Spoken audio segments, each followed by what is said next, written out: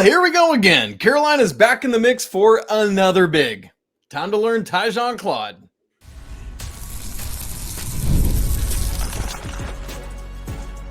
You are Locked On Tar Heels, your daily podcast on the UNC Tar Heels. Part of the Locked On Podcast Network, your team every day.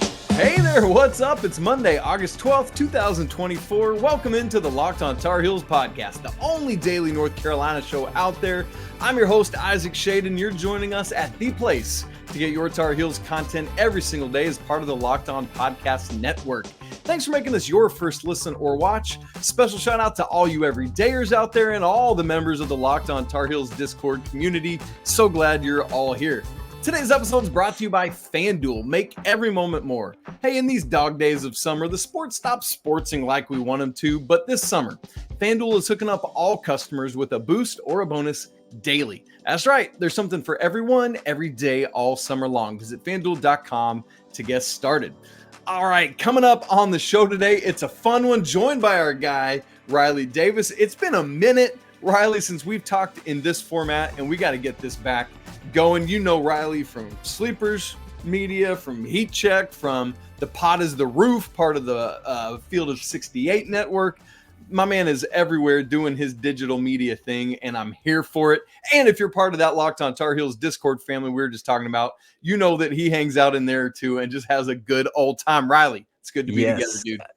I appreciate the intro, Isaac. Yeah, it's probably been like a year since I've been on the show, so appreciate you having me back on. I know you've still been supporting all of my adventures from, Pod is the Roof and Sleepers. Always feel the love from the Locked On community and the guys in the Discord. It's always nice when there's some Sleepers chatter in there as well. Yes. I would like to consider myself like a flagship member of the Discord at this point. Is that too much to No. I think that's fair to be part of that crew. Yeah, man, it's a great time in there. Seriously, you guys, if you're not part of it, come on in. It's free to join. We would love to have you. So today, Riley and I are talking Tyzhaun Claude. We're going to get to know him, what he could bring to Carolina if he comes, why on earth Carolina would pursue him, and we got to close the show talking about today an absolute legend retiring over the weekend. So let's get right into this, Riley. The name Tyzhaun Claude popped up on people's radar. This is the offseason, learning names you never thought you would ever know or learn, but here we go with it. Riley, we learned kind of over the weekend that midweek Tyzhaun Claude got a waiver. Could you just let us know some of that situation, getting this waiver, and who on earth is Tyzhaun Claude? Yeah, what's crazy is he's high school classmates with Armando, so he's entered his 6th year of eligibility. I think he's from Goldsboro, North Carolina, friends with Kobe White. Kobe White was like campaigning for him to UNC on Instagram, and it's funny that Kobe's only a year ahead of him, and somehow but I know he started out at Morehead State. I think had an ACL tear, missed the 2020-21 season if I'm not mistaken. That's right. Yep. Showed a lot of promise when he was playing in the Ohio Valley at Morehead State. Eventually landed at Western Carolina for a year. Had really nice stats, 15-8 there, before being at Georgia Tech last year. And it's funny you mentioned like the random names you see in the offseason, especially like August recruiting. I don't know if any of the listeners remember us promoting the Almanac the last 2 years. Digital magazine covered all 365 teams. Rest in peace to the Almanac. We're not doing it this year. But what? I didn't know. Are you serious? Yeah, I'm sorry, Isaac. No, I'm so it's sad. a lot. It's a lot of work. It was so much work. To be fair, it's a lot. It was fun, but it was very like time consuming. Look, and I think I'm literally pouring one out in real time. I'm just going to catch it in my hand so it doesn't fall on the floor. I appreciate the love for it though, because I was proud of the product. It was great. It was great content. I just think like most of us who worked on it, like really didn't feel like we had the capacity to do it. You kind of put a lot to the side, just working on it all summer. But yeah, anyway, I didn't write the ACC the last 2 years, but I edited the ACC. So I just remember I'm like, man, Tyzhaun Claude, like I remember reading about him in our Almanac preview. And then, as the highlights started coming in, like, oh shoot, this is a dude who was hooping against us when we lost to Georgia Tech. This is the dude who had the legacy game with 9, 8, and 3. And yeah, I think the big thing with Claude, maybe we'll get into this some with why go after Claude. I think it's important to say from the start, I don't think he's someone who's going to compete for a starting job. No. I don't think he's going to beat out Zayden High for backup 5 or 4 minutes. I don't think he's going to beat out presumably Washington or Lubin for starter 5 minutes. but there are worse things you could do with your 12 scholarship than get a dude who plays super physical, dunks hard, blocks hard, and like has historically been a great rebounder throughout his career. Yeah, I mean, 100%. And this is a dude who like put his name in the transfer portal back on April Fool's Day, the anniversary of Roy Williams' retirement. Oh, by the way, and didn't get a waiver clearance until last Wednesday, August 7th. Dude, that is some waiting for this guy, but finally gets that clearance. And so here we go. We're looking at him. We're talking about him.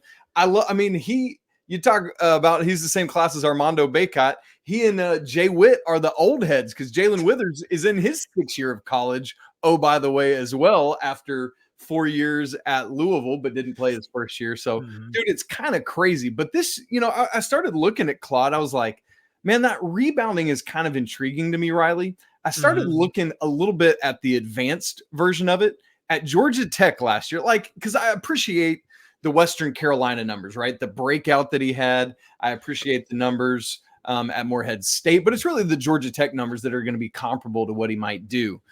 At Georgia Tech last year, homie had a 15.7% offensive rebounding rate, a 17% defensive rebounding rate, and a total rebounding rate of 16.4.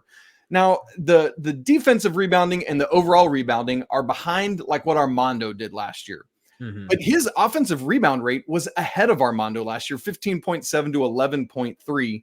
And we think Armando is like a stud offensive rebounder. And so, like, I know the defensive rebounding is not the same, and he's slightly behind on total rebounding, but you got to feel good about what he could do offensive rebounding, thinking about like RJ getting to the rim, Elliot, Ian getting into the rim, missing, and there's Claude to clean some stuff up.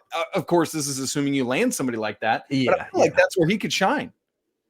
Yeah, I agree. I mean, it feels Okonkwo-ish. Yes. I was a huge believer in Okonkwo. I was convinced he was going to be a stud, like 10-minute a game backup big who just caught a ton of lobs and blocked a ton of shots. It didn't work out for a variety of different reasons.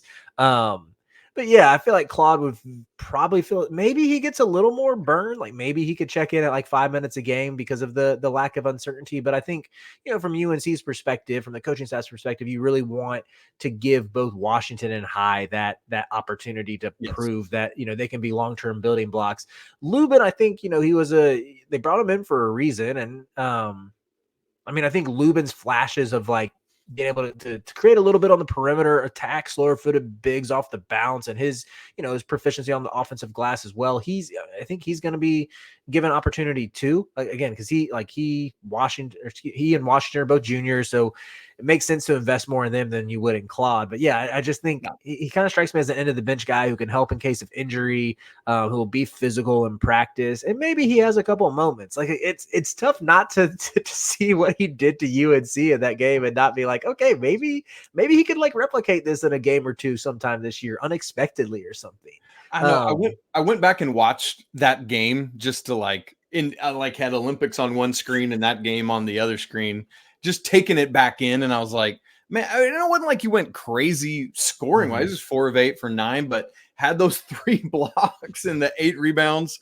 And then I shouldn't have watched this game, Riley, because I got to the end of it and got all frustrated all over again with the RJ Davis not getting the foul call at the end and all that. So that I shouldn't have gone there, and it was my own fault. Yeah, I watched the highlights. I didn't go that sicko mode into watching us lose to a 14-win Georgia Tech game, Isaac. That's like, you got a wife and 2 kids. Maybe spend a little extra time with the family. Not shame you. We don't shame on the Locked On Tar Heels Network. I know you're a family man. Well, look, to be fair, my parents were in town. They were hanging out with my kids. Maddie was off at a movie with some girlfriends, so I was taking it in. So it's time to kick your feet up, relax after a long day by watching us lose to 14-win Georgia Tech. But at least in the highlights, some of that did stick out to me. Like they were, they had a lot of 4-out type concepts with, it's not even like Georgia Tech was that good of a spacing team, but I'm just watching them where I'm like, oh, we could run some stuff. Like Claude looks kind of good as the roll man here, like being the lone dude in the paint. And Nathan George somehow like drew enough attention from the on-ball defender and Armando to where Claude got some easy looks at the basket. I'm like, RJ can do that. Elliot can do that. Maybe like it's a low risk ad for sure. He's not going to, again, this is all assuming it happens. It's not going to hurt you to add Tyzhaun Claude. Like, you're not going to use the scholarship otherwise. He's only there for a year. He's probably coming in with a realistic expectations of how many minutes he would get. Best case scenario, like maybe there's a couple games where he can help you. Yeah. And I think your point there is so good, Riley, about that 4-out style. Cause I mean, I've been projecting all offseason. That's how I think Carolina is going to play this year. We look back at those summer camp games, man, that lane is more vacant than, I don't know, something that's really vacant. The vacant lot in the Hey Arnold episode that they there you go. Thank you for that. That was exactly the kind of thing I'm searching for. Right. And so if he can just live in that space or just outside it, let the guards cook and clean up on the glass a little bit, he could find himself a little bit of a role. So speaking of which, that's what you need to know about who Tyzhaun Claude is. But why on earth would the Tar Heels go after him? What role could he play? We're going to build on some of the conversation we've already started having coming up in just a second. Right after I tell you about eBay Motors, passion, drive, and patience. The formula for winning championships is also what keeps your ride or die alive. eBay Motors has everything you need to maintain your vehicle and level it up to peak performance. From superchargers to roof racks, exhaust kits to LED headlights, and more. Whether you're into speed or power or style, eBay Motors has got you covered. With over 122 million parts for your number one ride or die, you'll always find exactly what you're looking for. And with eBay Guaranteed Fit, your part is guaranteed to fit your ride every time or you get your money back. Why? Because with eBay Motors, you're burning rubber, not cash. With all the parts you need at the prices you want, it's easy to make your car the MVP and bring home huge wins. So keep your ride or die alive right now at ebaymotors.com. Eligible items only. Exclusions apply. eBay Guaranteed Fit only available to U.S. customers. Isaac Shade, Riley Davis coming at you. We're talking about Tyzhaun Claude, the Georgia Tech transfer, who Carolina is apparently in conversations with. I've heard rumblings of a rumor of maybe a visit today, Monday. I was not able to confirm anything on that, so I'm just putting that out there as the water cooler scuttlebutt, as Rainn Wilson would refer to it on The Office. Now, Riley, how many times this offseason have you, and I know I have, said something in this vein? Just stay tuned. You never know where someone might come from that we're going to pursue in the transfer portal or to add to this roster from the international waters or wherever it may be. And here we go again, yet seemingly someone else cropping up out of nowhere. I'm sad all over again, Isaac. Why? Because there's been so many times this offseason where I thought this is the guy and it doesn't happen. We should have a New Zealand hefty, super skilled offensive weapon on the roster right now. He's at Georgetown. Why is he come on, man? What are we doing? I was convinced he was the missing piece. I know he's probably not that good. I know he's like, at least that's my copium. Like he's for those who are we're referring to Julius Halafanua, and that was the thought a couple weeks ago, but he winds up at Georgetown. So yes, it's happened a lot this year. So at this point, I'm like, nothing surprising to me. I think they want to use, I would guess the staff wants to use that 12th scholarship. I don't know. You could argue you could spin it in a variety of different ways, but it's still like, uncertainty of the front court. What's one more body gonna do there? Like, last year with Kansas at their shooting guard position. Let's just load up and throw something against the wall and see what sticks. Right. Nothing, frankly, did for them. I guess Johnny Furphy kind of down the stretch, but it kind of feels like that. Let's just get as many pieces as we can and mitigate the risk of it. Yeah, it's honestly a little bit what Kansas is doing this year. Ever since Marco Jackson, I think he tore his ACL, they've added like 3 guards since then. How about Diggy Coit, man? That's a name. Yeah, right. This was basically our Diggy Coit if we had Tyzhaun Claude. Again, like I'm in favor of, you got 13 scholarships, you might as well use them. I know you and Bill Robinson have talked about chemistry, and I was listening to that on, I want to say it was maybe the Friday show. Just about how, like, I definitely see that argument where if you add a guy who's expecting a ton of minutes this late, that it could disrupt team chemistry. I don't think Claude is that way, though. That's right.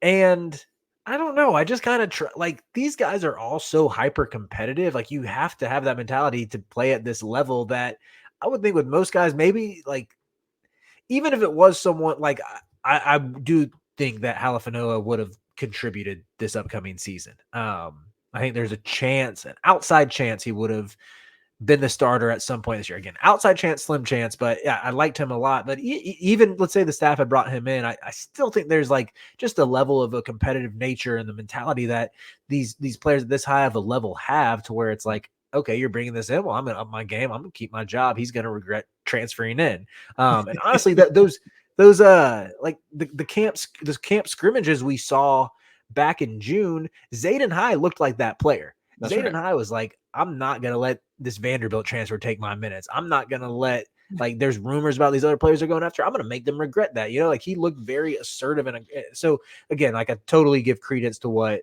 Coach Rob was saying. I mean, he's been in the locker room and everything.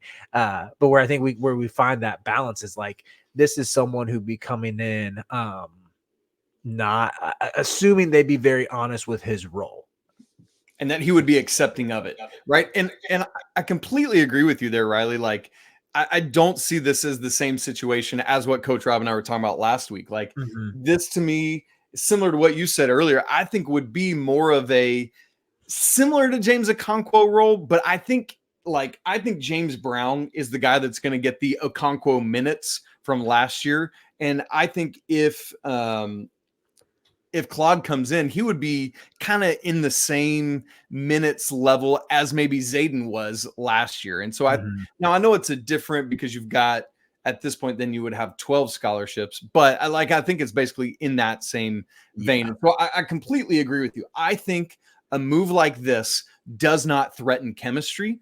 I think it adds depth and what I would call an insurance policy. That's been the thing for me all along. Whether you're bringing in somebody who can beat out Jalen Washington or Van Allen Lubin or whoever, I just don't think there were enough bodies, period, in the front court. And that's what a move like this, to me, would allow Carolina to do.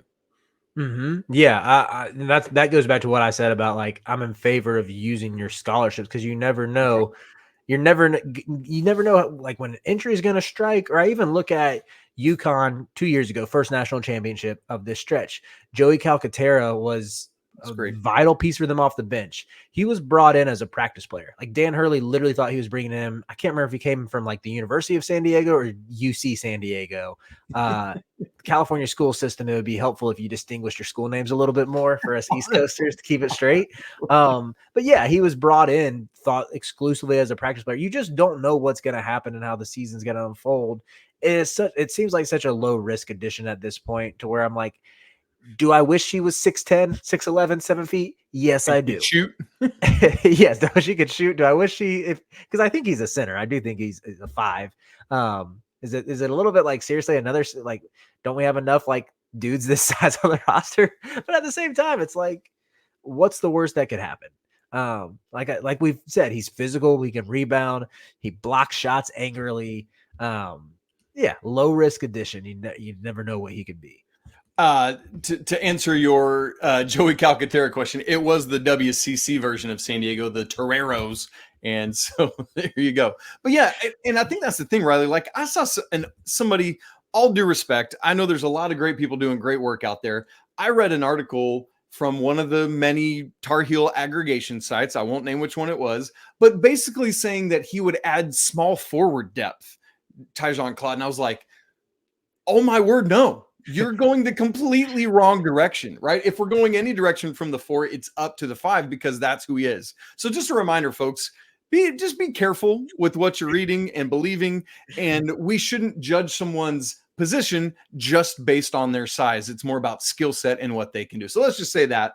But then, yeah, I mean, at the end of the day, you don't know, going back to your Calcaterra thing, Riley, because I think that's a great example.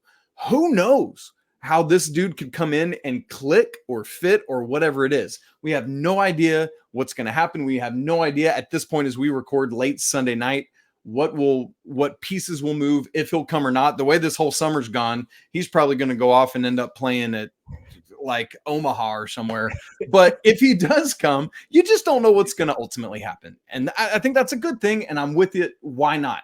You got 13 scholarships. You're gonna get 15 next year. Like that's absolutely right. All right, gang. Look, that's enough on Tyzhaun Claude. We'll talk more about him as we get more information and as things continue to come out. But on Sunday, surprising news out of Carolina women's soccer, the biggest dynasty ever. That's right. Move over Yankees. It's Anson Dorrance and his Lady Tar Heels who are coming at you. Anson Dorrance, the legend, is retiring. Oh, by the way, 4 days before their first regular season game. We're going to unpack that coming up in just a second. Right after I tell you about FanDuel. Look, I love sports, Riley loves sports, and we never want them to stop. But in the dog days of summer, it's just a reality. We get fewer games, especially now that the Olympics are over. But FanDuel, the good news is that they let the sports keep on going whenever you want. All you got to do is open up the app and dream up bets anytime you're in the mood. And this summer, FanDuel is hooking up all customers with a boost or a bonus daily. That's right. There's something for everyone every day all summer long. How about some national championship odds for 2025? That team a couple miles down the road, and UConn and Kansas are tied at plus 1,000. Alabama is next at plus 1,300. Followed by Houston at plus 1,600, and then Carolina, Baylor, and Gonzaga tied at plus 2,000. So if you want to get in on that action or anything else, head on over to FanDuel.com and start making the most out of your summer. FanDuel, official sports betting partner of Major League Baseball. Sunday, the news broke that Anson Dorrance, the head coach of UNC women's soccer, the only ever head coach, by the way, of UNC women's soccer, a 1974 graduate of Carolina, is retiring at the ripe old age of 73. Riley, I'm hoping I'm done way before that with whatever I'm doing in life. This team, this program is the singular definition of a dynasty.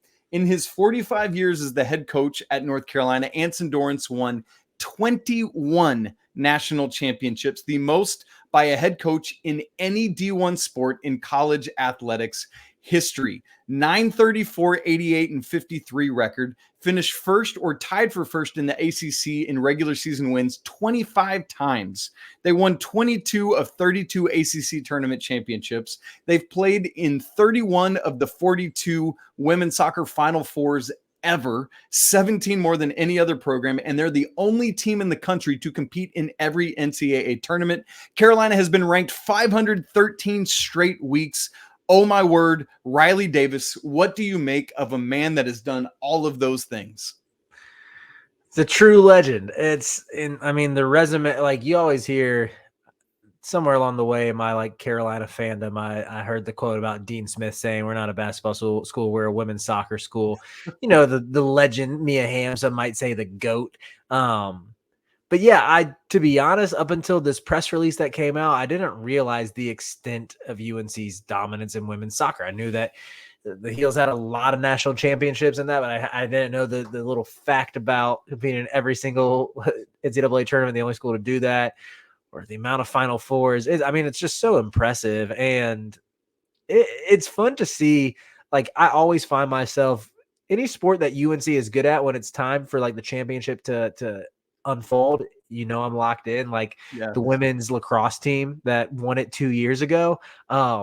Like those last two games, I felt like I became a huge women's lacrosse fan overnight. So it's fun when you see your school do well in like the non-revenue sports, so to speak. And yeah, to have like a career like this, it's special. So honestly, I'm glad he gets to go out at age 73. Like you said, hopefully I'm 8+ years retired by that point. But so Coach Dorrance told Bubba Cunningham this news last Friday. They told the team yesterday. There's a press conference today, Monday, August 12th at 2 p.m. Eastern. And Riley, what's interesting to me about this, let's bring it back to basketball, is let's remember that when Dean Smith retired, it was also very close to the beginning of the season. Now, it wasn't this tight a window. As I alluded to, the regular season for women's soccer starts this Thursday at Denver. And, even before I read the press release from Carolina, I thought about how similar to Dean Smith it was. And then Coach Dorrance had said in the release, quote, "As many of you know, I modeled our program after Dean Smith's basketball program, and retiring at this time is a credit to his thinking as well. he would reevaluate his tenure not after the season, but after he had time to recharge his batteries prior to the next season. When he didn't, he retired. After last season, I initially was excited about the chance to bolster our roster, which we most certainly have done. But as preseason training camp went on, I realized I didn't have the same energy it takes to give 100% to this year's team. The players and staff, the University, Carolina Athletics, and our great fans deserve more. And the respect I have for the amazing legacy the current and former players have built led me to make this decision at this time. I mean, Riley, the self-awareness and the humility in a man of his reputation and renown and resume to be able to do that is mind-blowing to me. And yet another example of carrying on the legacy that Dean Smith set is just otherworldly, and I'm here for it. It's also special to get to go out on your own terms. I wish that for everybody. Yeah. Unless, well, we're on a Carolina show. Unless you have a retirement tour and get packed up by your biggest rival 2 times in a month. Yeah, don't go out on your own terms. But yeah, it seems like it's so rare that you see even legends get to kind of make the call like this. Like he probably had as much job security as he could have dreamed of to, die coaching and to be able to step away like this, to be celebrated. So cool. Yeah. Can't wait to tune into that press conference later and hear from him. That's going to be great. And as you would expect, there's a plan in place when it's this close to the season. Associate head coach Damon Nahas will lead the team this season. AD Bubba Cunningham's going to do a national search for the next player. And Riley, what's really cool, I'm a massive Olympics fan, and this comes right on the heels of the women's national team winning yet another gold medal on Saturday. And oh, by the way, 2 Tar Heels are a massive part of that team, Crystal Dunn and Emily Fox, which reminds us that Anson Dorrance also was the head coach of the U.S. women's national team from 86 to 94, led USA to the title in the first ever Women's World Cup in 91, which also had 9 Tar Heels on it. Speaking of all that, 59 Tar Heels have played for the U.S. women's national team. 14 different Tar Heels have won 21 Olympic gold medals. This is quite literally, Riley Davis, the gold standard. Coaching Olympic teams, I don't think is as easy as people make it out to be. Oh. Steve Kerr just showed us that. We had too many close calls. It's time for him to step aside and let Carmelo call the shots. Yes. Well, he doesn't want Jason Tatum's mom in his ear anymore. Yeah, right. So, I mean, for real though, I think kind of watching Team USA struggles this past year in basketball made me sort of realize, like, oh, just because you accumulate a team of greats doesn't mean it's just going to always result in a gold medal. So, yeah, it's another great part of Dorrance's legacy. Yeah, man, very well done. Congrats. Enjoy your retirement. Live many more years. And let's keep UNC women's soccer rolling hard. Riley, very quickly as we get out, speaking of the Olympics, it ended. I was watching the closing ceremonies just before you and I started recording. Any moments of the Olympics that you got to catch and really enjoy? Oh, man, I watched a ton of gymnastics, a ton of swimming, a ton of sprinting. I like Kung Fu Kenny from our sprinters. Yes. I'm bummed that he messed up the handoff in 4x1. I felt so bad for him, dude. I know. Taking off too early on the exchange, yeah. I know, man. Those handoff. I ran track in high school, and I, too, have botched a 4x1 handoff. And my wife was like, I made a bet with myself that you were going to bring up your high school track career when discussing Olympiad. It's like, yeah, guilty. I mean, obviously, Simone Biles operating at GOAT status there in the gymnastics was special to see. Watched some handball, which was fun. Hadn't really tapped into that before. I love seeing the women. The women carried us kind of in swimming and in track. I thought, Sydney McLaughlin. Dude, she is unreal. Yeah, she's sick. Unreal. Anna Cockrell from Charlotte, my hometown. Yeah. Actually went to my wife's high school. So that's no cool. way. Yeah, Providence Day, where Kendra Harrison just transferred to. Our fans should be familiar with that name. Yes, we got to land him, by the way. Seriously. And then, of course, we got to hit hoops for a little bit. Was there any of the male sprinters I wanted to talk? It was. I feel like I'm forgetting. I'm not a big Noah Lyles guy. He gets on my same. I'm with you, dude. I hate it, but I'm with you. He kind of rubs me the wrong way, like Ingebrigtsen, the guy from Norway in the 1500. I like Ingebrigtsen though. Lyle, I think I just disregarded Lyles after he made the NBA comments. I was like, this dude is corny. Yes. But it was the Cole Hawker when he won the 1500. Yeah, that was crazy. That was one of the craziest great race. Yeah. But anyway, yeah, we got to talk hoops for a little bit because that Steph with the iconic, I mean, just having the gall to take that shot while you're double team, you hit a step back when you have both LeBron and KD wide open. On the other wing, yes. It's only Steph who could hit that. And then I just love when he was getting back on defense, like both KD and LeBron hit the night. Like I was like, man, can you? I know probably a lot of Tar Heel listeners don't want to hear this. I'm a huge LeBron guy, and if LeBron ever celebrate, like I can't imagine LeBron doing my celebration for something. Like. And I think that what was neat about all of those moments is it just shows how all in those guys were for each other. And man, like just to think about Steph, like going back, I was in college or seminary, when their run happened at Davidson, and just to think about that little skinny kid now doing these, I mean, it's mind boggling, dude. And I love it. And I'm so happy for them. I just can't get over that shot, man. The photo is sick. Like just everything about it was like, how are you still doing this when he's, what, is he 35 yet? 35? 36? Yeah, he's probably getting around there. Yeah. Also, I loved Tyrese Halliburton's tweet about he's wearing his gold medal, and he said, it's like when you don't do any of the work in the group project and you still get an A. Yeah.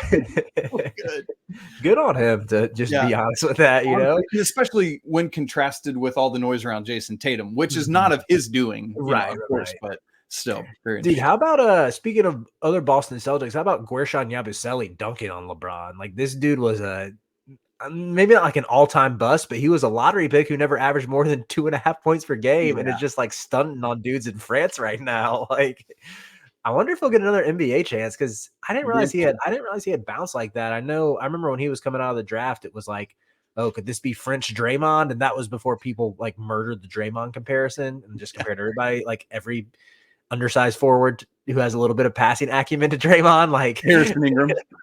Yeah, right. But yeah, I wonder if he'll get like another shot at the league. But yeah, Olympic basketball's fun, man. Man, it's good. I can't wait to see Wemby moving forward. He's all in. And next time we see the Olympics, it'll be on our own turf in La La Land in 2028. We are stoked for that. All right, guys, that's it for today's show. Thanks so much for joining us. If you're not subscribed to Locked On Tar Heels on video and audio, make sure you do that. It's very easy to do and helps make sure you don't miss a second. If you're not in the Locked On Tar Heels Discord with Riley and me, man, we'd love to have you in there hanging out with us, chopping it up literally every day. It's awesome. It's free to join. The link for that is in the show notes. Want to remind you that it's always a great day to be a Tar Heel. Be right back with you tomorrow, but until then, peace.